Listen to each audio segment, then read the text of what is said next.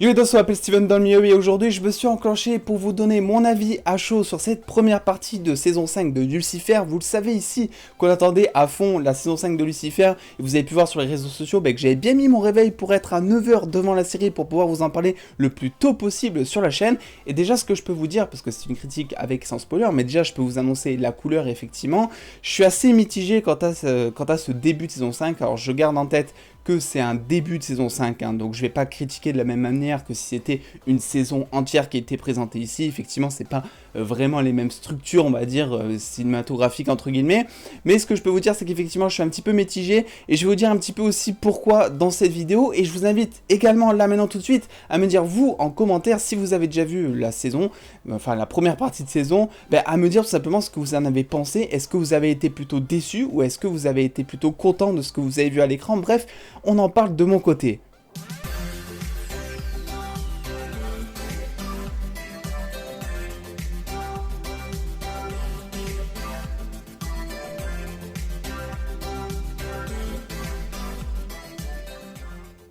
La saison 5, partie 1 du coup de Lucifer, donc fait suite du coup à la fin de saison 4. Rappelez-vous, au moment où Lucifer doit tout simplement s'exiler lui-même aux enfers pour prendre ses responsabilités en main et pour sauver entre autres l'humanité à cause de tous les démons qui ont un petit peu foutu la merde. Le souci c'est que pour lui ça se passe un petit peu au pire moment parce que c'est juste après qu'il ait révélé tous ses sentiments à Chloé et que Chloé ait révélé également tous ses sentiments envers Lucifer.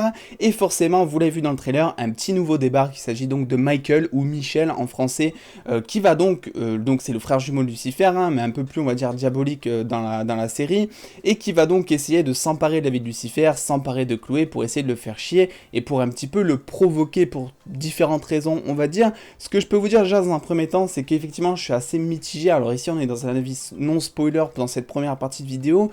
Ce que je peux vous dire, c'est que la série manque clairement de rebondissement de mon côté, je trouve. C'est-à-dire qu'on a 2-3 trucs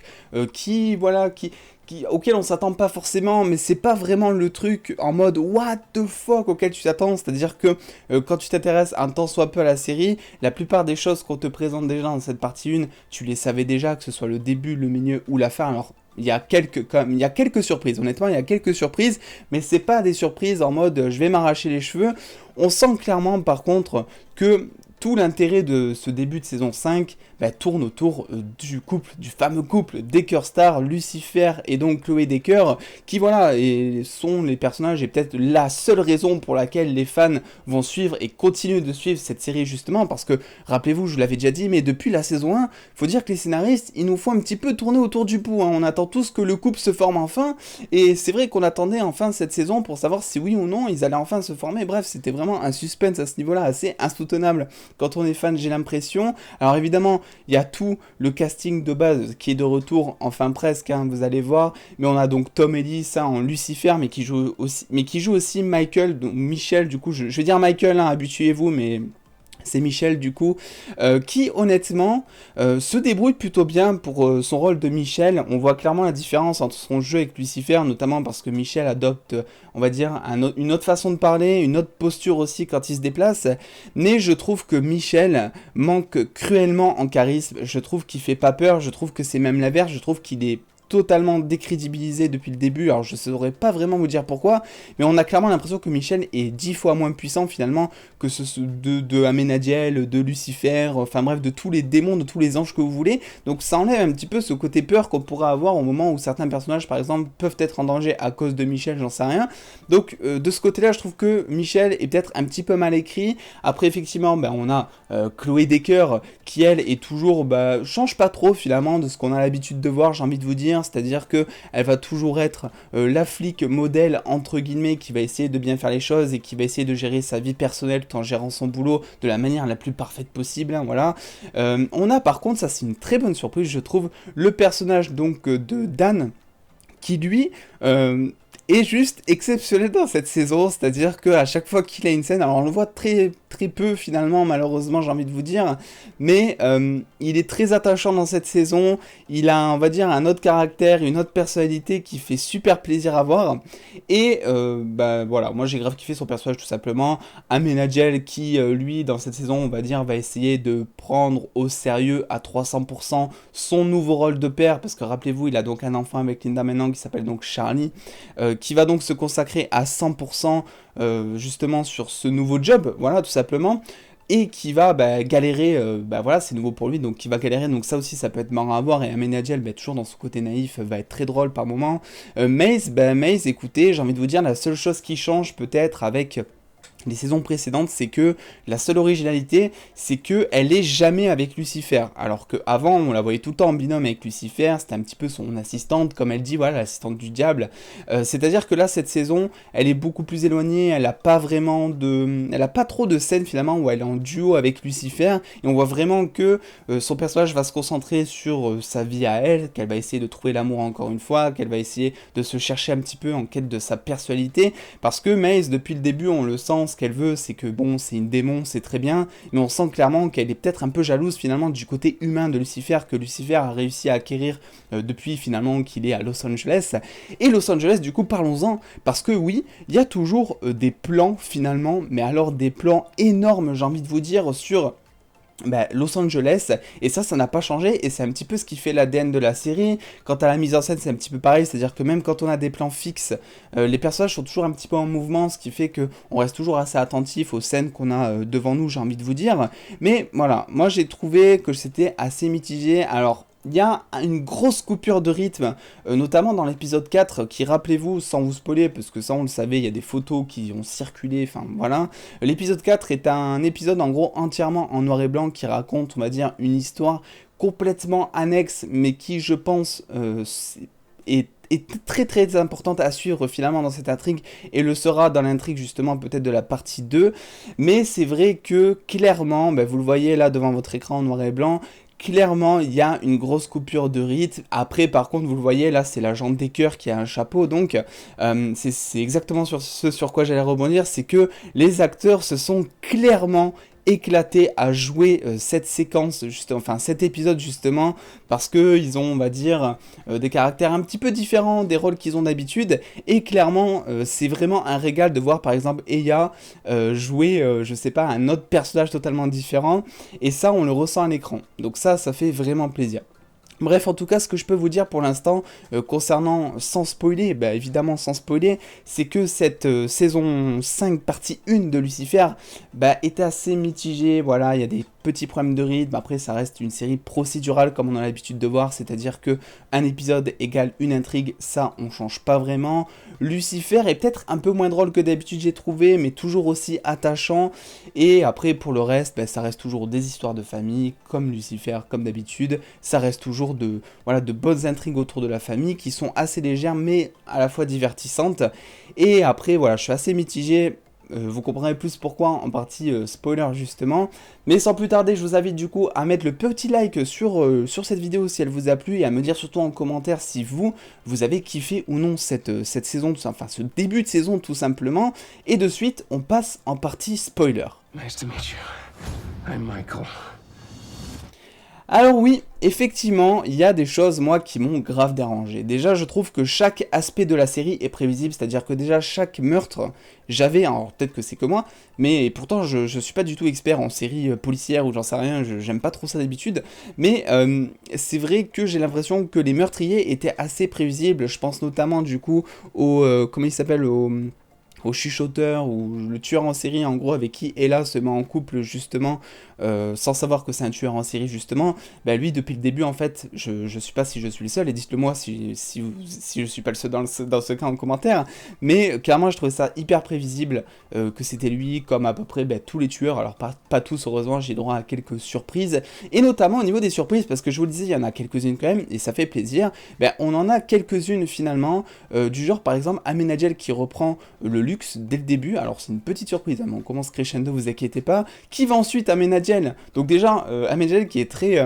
ça lui va très bien parce que quelque part ça apporte encore un côté humoristique à son personnage parce qu'il est très sobre, il se comporte vraiment de manière parfaite. Et là, du jour au lendemain, il se retrouve à gérer une boîte de nuit où il y a drogue, alcool dedans, donc ça peut être très sympa. Et d'ailleurs, il y a un petit truc au début, voilà, disant que Ahmed Nadjel veut vraiment éliminer, se débarrasser en tout cas de tous les aspects un petit peu sombres de sa ville pour que justement son fils puisse grandir dans de bonnes conditions.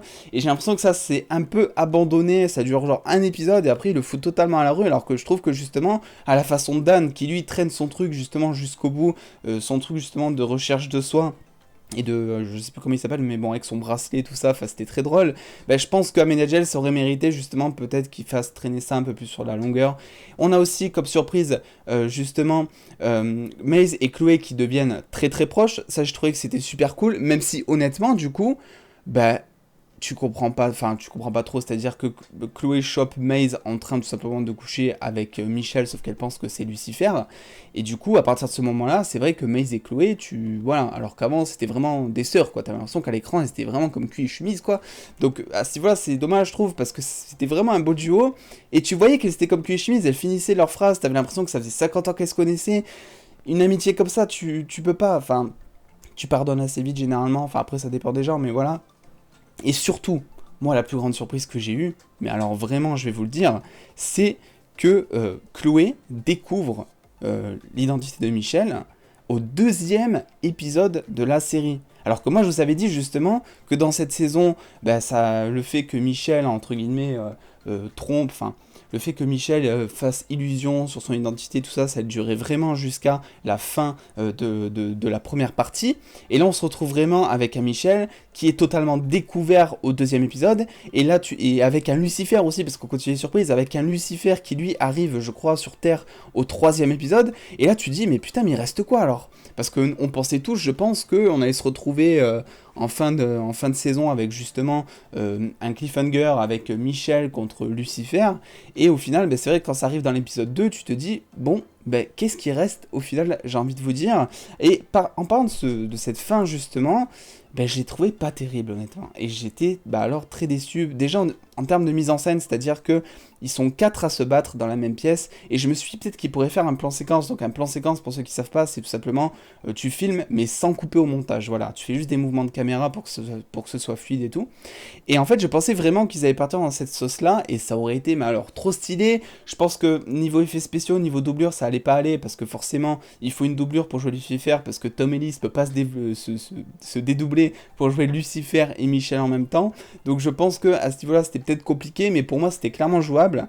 Et après, forcément, le cliffhanger de fin avec Joe qui débarque et puis terminé, honnêtement, c'est un peu fadasse. Je sais pas vous, mais j'ai trouvé ça un peu fadasse, un peu aussi, tout simplement, pas surprenant du tout. C'est-à-dire que je vous pourrais être surprise, mais là, le fait que Dieu arrive, on savait que ça allait arriver en fin de partie 1. Moi, je vous en avais parlé, je sais pas combien de fois, que ce soit dans mes vidéos Tout Savoir ou Théorie.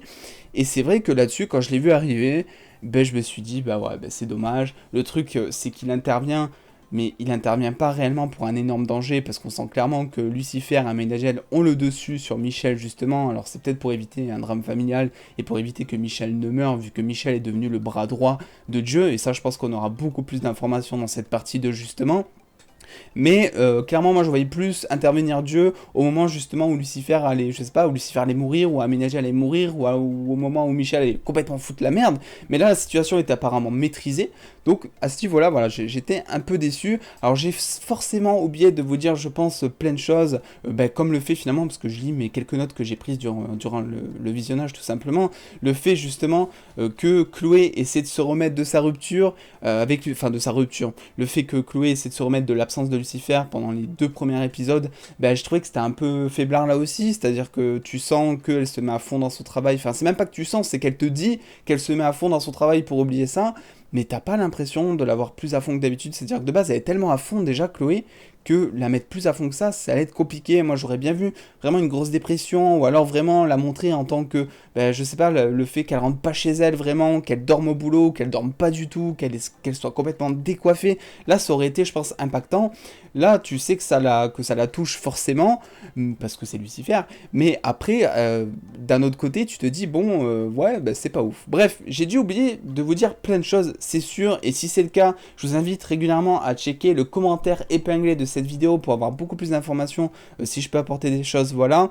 Ben, mitigé, hein, forcément mitigé sur cette fameuse partie 1 de saison 5, j'attends évidemment de ouf la partie 2, et restez connectés parce que dans les prochains jours, là je pense ce week-end, je vais faire une vidéo justement pour vous dire un petit peu la partie 2, quand est-ce qu'elle va sortir, donc combien de temps on va attendre avant d'avoir la suite, et aussi ben, des petites théories notamment éventuellement, bon là j'en ai pas encore parce que je viens tout juste de finir de regarder la série, mais voilà. Dans tous les cas, on se tient au courant comme d'habitude, n'oubliez pas le petit pouce bleu qui fait plaisir, je remercie de fou Laura pour son don de 10 € sur mon YouTube, ça fait extrêmement plaisir.